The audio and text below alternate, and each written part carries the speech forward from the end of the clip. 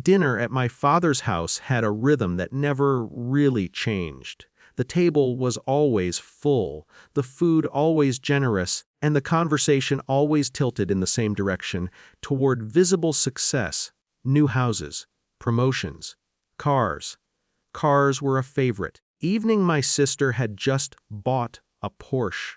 She arrived glowing with the kind of pride that fills a room before the door fully opens. My father was already smiling before she finished describing it. Metallic gray, custom interior. Delivered 2 weeks early. He listened like she was reading out an achievement. I sat across the table, stirring my tea slowly, watching the steam curl upward. Wasn't jealousy. That part had burned out years ago.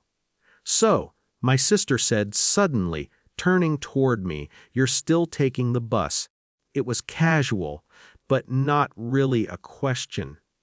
The kind people ask when they already know the answer and enjoy hearing it repeated. Nodded once. "Yes." She laughed softly, glancing at our father. "I don't know how you do it. I'd lose my mind." My father leaned back in his chair, studying me the way he always did when this topic came up. Not angry, not cruel, just disappointed. He said with a shrug, "She's always been like that. No ambition for the finer things." He gestured vaguely toward the window, toward the street, toward the world of buses and quiet routines.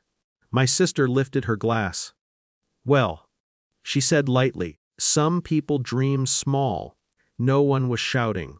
No one was cruel enough to make a scene. It was softer than that, the kind of dismissal that settles over you like dust. I didn't respond. I had stopped trying to correct them years ago. My work required discretion, and over time that habit had followed me home. Explaining would only sound like bragging, and bragging always made things worse. So I checked my watch instead. It was almost time.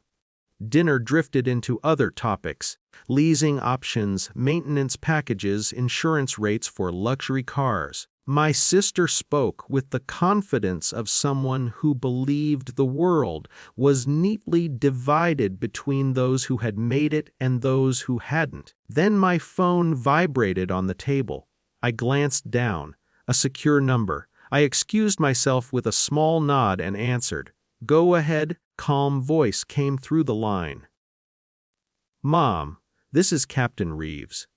Your private chopper is approaching the landing zone. We're about 8 minutes out. Just confirming clearance and pickup location." The words were routine to me, the same tone pilots used every time. But the table had gone completely silent. I kept my voice level.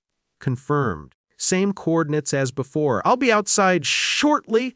"Yes, ma'am. See you in a few." The call ended. I set the phone down. For a moment, no one spoke. My sister blinked at me, the confidence on her face slightly out of place now. "Private chopper," she said slowly. I picked up my napkin and folded it beside my plate. "Work meeting," I said. Father was staring at me, not confused.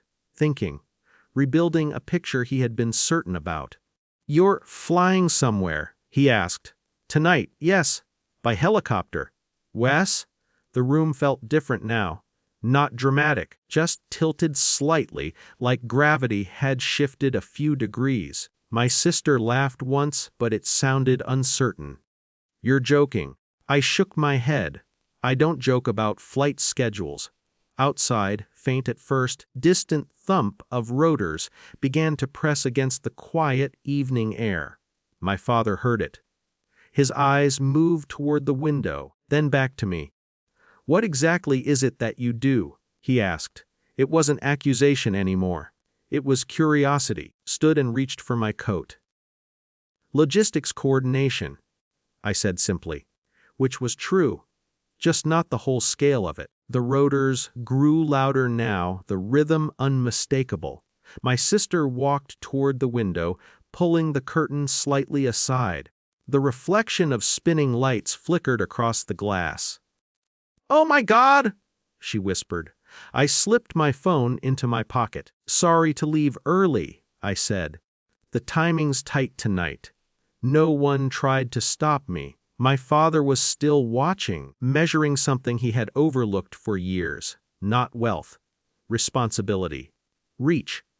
I walked to the door and paused. "Dinner was great," I said. "Thank you."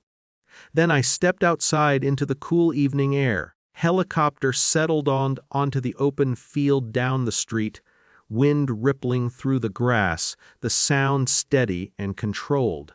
Professional. Predictable. The pilot nodded as I approached. I climbed aboard without looking back.